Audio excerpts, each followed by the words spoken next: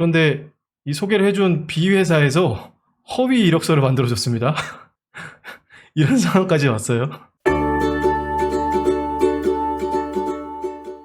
네, 안녕하세요. 목군입니다. 목군 상담소 이제 3회차인데요.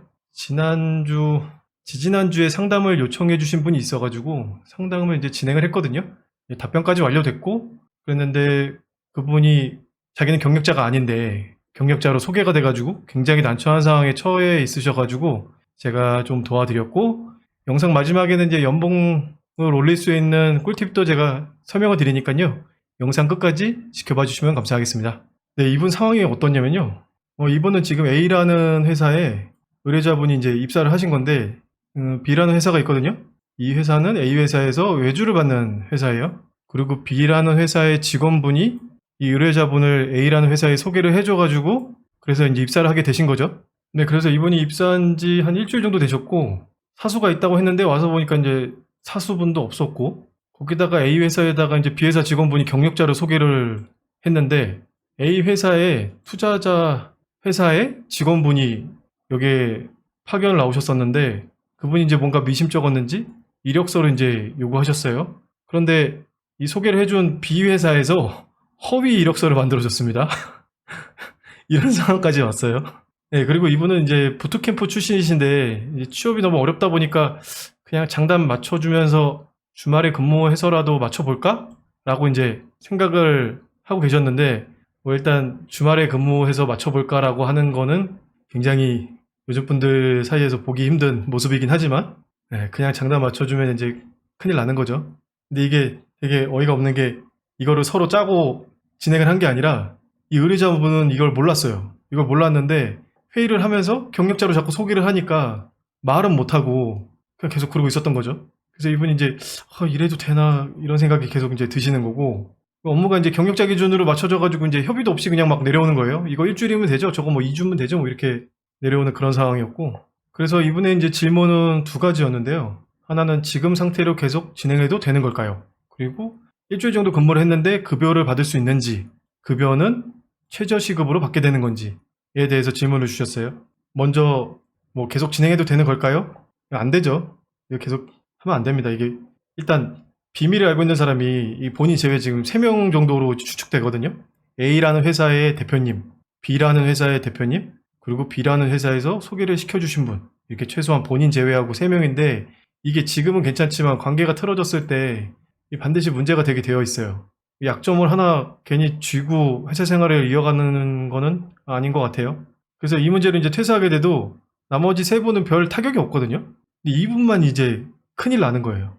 왜냐면은 만약에 레퍼런스 체크를 했어요. 한 1년 정도 다녔는데 레퍼런스 체크를 해가지고 이분이 그렇게 해서 퇴사를 하게 됐습니다라고 하면은 이제 주홍글씨 박히는 거죠. 이러면 진짜 큰일 납니다. 근데 이분은 다행히도 제 얘기를 듣고 맞는 것 같다고 이제 생각이 드셔가지고 그 회사는 이제 퇴사를 하시고 백엔드 쪽으로 좀 더 교육기관에서 교육을 받은 다음에 그쪽으로 좀 제대로 된 회사에서 근무를 하려고 진행을 하고 계십니다.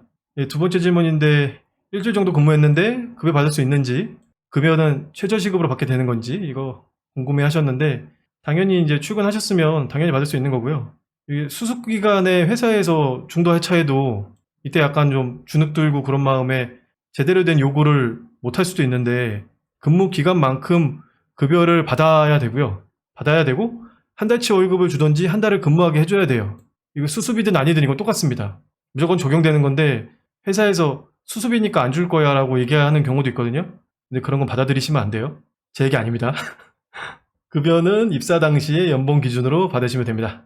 네, 이렇게 해서 이분은 지금 아까 말씀드린 것처럼 다른 교육기관을 찾아서 공부를 좀 더 하신 다음에 시니어가 있는 회사에 들어가셔가지고 좀 제대로 배우면서 좀 스타트를 좀 잘 끊을 수 있게 그렇게 계획을 하고 계셔가지고, 저는 그게 이제 맞다고 생각이 들고요.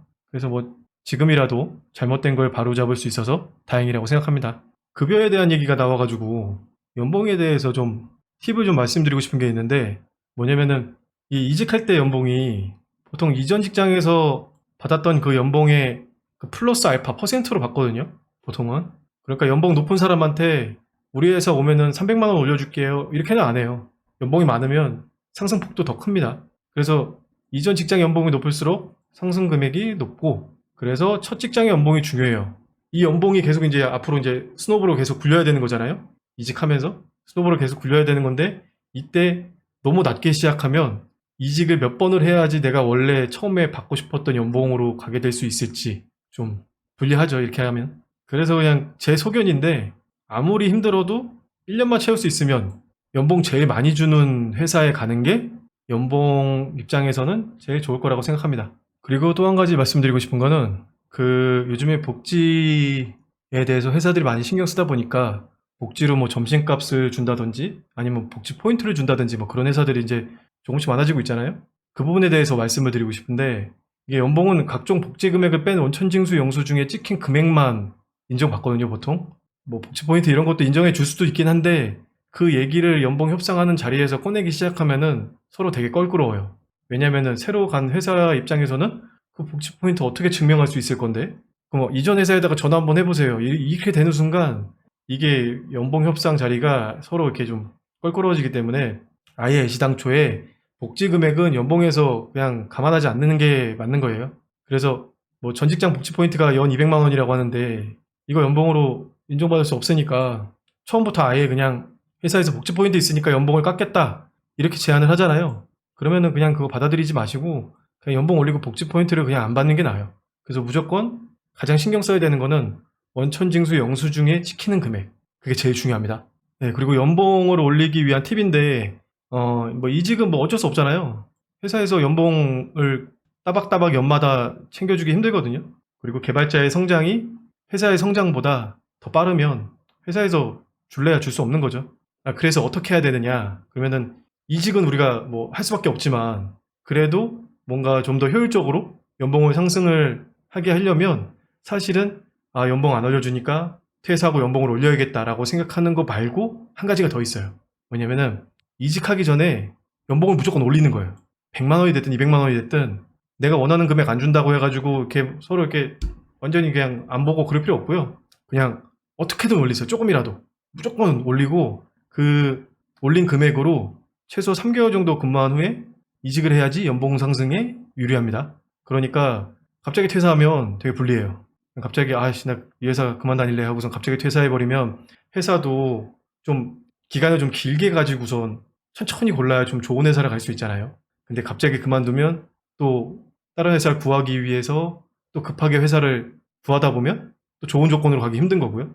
그러니까 연봉을 어떻게든 올리세요. 어떻게든. 그 연봉을 올리는 자리에서 제 개인적인 생각은 웃으면서 얘기하시면 안 되고요. 웃으면서 얘기하시면 안 되고 정말 딱 이렇게 궁서체로 딱 내가 왜 연봉을 올려받고 싶은지 뭐 이런 거에 대해서 내가 그간 어떤 일들을 했었는지 이거에 대해서만 정확하게 얘기하고 뭐 회사에서 올려주고 싶어도 못 올려주는 상황도 있을 수 있긴 한데요. 그래도 몇백만 원 정도는 올려줄 수 있지 않을까 싶습니다. 강력하게 얘기하셔야 돼요. 올려달라고. 그래서 3개월 정도 근무를 하시면 원천징수 영수증에서 확실하게 확인이 가능하잖아요. 그래서 상대방 입장에서도 3개월 정도 다녔으면은 연봉으로 인정할 수 있지 라고 생각할 수 있고 그래서 3개월 정도 다니시면서 회사를 알아보시는 게 좋아요. 그러니까 1년 다니시고 연봉을 올리신 다음에 연봉을 올리고 난 뒤부터는 이력서를 오픈을 하세요. 뭐 다른 회사를 구하기 위해서 뭐 적극적으로 면접을 볼 필요는 없는데 난 어차피 회사를 재직 중에 있으니까 내가 유리하잖아요. 근데 내가 회사를 퇴사하고 나면 새로 들어가려고 하는 그 회사가 유리해지는 거예요. 이 사람 급하겠구나 하고. 그러니까 회사를 다니고 있는 상황에서 천천히 회사들 이렇게 쭉 보면서요.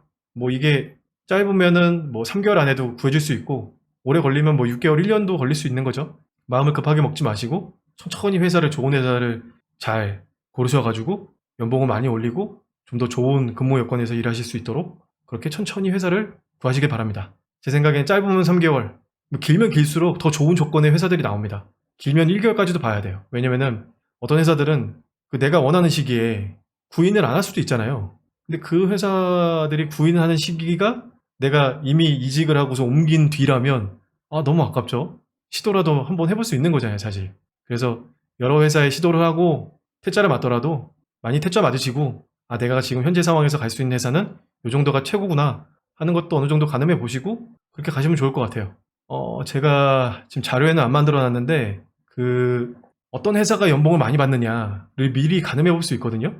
이게 크레딧잡이라는 사이트인데 이름이 원티드 인사이트로 바뀌었네요. 이렇게 바뀌었는데 이렇게 쿠팡 이렇게 검색하시면 회사의 예상 평균 연봉이 나오거든요. 이 연봉이 높을수록 그 회사에서 직원들이 받는 연봉이 높다는 얘기죠. 근데 문제는 뭐냐면은 이 평균 연봉이 나는 들어가면은 그러면 얼마 정도 받을 수 있는 건지 이런 걸 알 수 없잖아요. 보통 개발자들은 이 평균 연봉보다 더 많이 받기는 해요. 일반적으로 보면은 이거보다 높아요. 3년 차는 뭐 개발자 얼마나 받지? 뭐 이런 생각이 좀 드시면은 이렇게 한번 확인해 볼 수 있어요. 그러니까 내가 지금 현재 다니고 있는 회사 있잖아요. 내가 만약에 쿠팡에 다니고 있어요, 현재. 근데 내 연봉은 지금 만약에 4,770만 원이면 뭐 6천이라고 쳐볼게요. 6천이라고 쳐요. 그러면 평균 연봉이 이 정도인 회사에서 내 연봉은 6천이었어. 근데 내가 가고 싶은 회사를 검색을 했더니 그 회사도 평균 연봉이 비슷해. 그러니까 3년 차는 지금 나 정도 연봉을 그 회사에서도 받고 있구나. 이렇게 알 수 있는 거예요. 평균 연봉이 더 높잖아요. 그럼 더 많이 받고 갈 수 있는 확률이 높은 거예요. 이걸 왜 봐야 되냐면 가장 큰 문제가 뭐냐면 평균 연봉이 뭐 그렇게 높지 않은데 나한테 높은 연봉을 제시하잖아요. 그러면 가서 진짜 죽어라고 고생할 가능성이 높아요. 그러니까 그 회사에서 이 정도 되는 사람은 요만큼 받으면 되니까 그냥 이 정도 하면 되고 이렇게 생각하는데 사람 뽑아야 되는데 이 사람이 연봉을 좀 높게 불렀어. 그러면은 그 연봉 주고 그냥 일을 더 많이 시켜야겠다. 이렇게 생각할 수도 있거든요. 그러니까 그 적절한 연봉을 맞추려면 이 평균 연봉을 보시고 평균 연봉이 높으면 더 좋겠죠. 근데 지금 이 쿠팡은 워낙 큰 회사고 직원들이 많아가지고요. 사실 이 평균 연봉 가지고는 좀 가늠하기 힘든데 작은 회사일수록 좀 잘 맞습니다. 이게. 네, 이렇게 목권 상담소 3회 이제 끝이 났고요. 도움이 되셨다면 구독과 좋아요 부탁드리고 상담하실 내용이 있으시면 요 주소로 상담 메시지 보내주십시오. 네, 감사합니다.